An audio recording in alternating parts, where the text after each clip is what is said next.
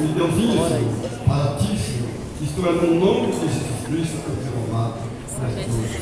Pedimos, Senhor, a bênção do céu sobre essa criança e também sobre a Rodrigo, sua mamãe, o Belém, seu papai, que está no trabalho, e seus avós, que é a Maria, também o irmão Alice, e também a mim, que sou tio dessa criança.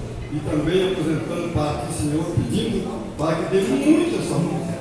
Ó Deus, que cresça, Senhor, nos caminhos do Senhor, que é a primeira coisa que nós pedimos, Senhor. Que sirva ao Senhor, na casa do nosso Deus. Então nós apresentamos, Senhor, essa criança para o Senhor nesta noite, em nome de Jesus Cristo.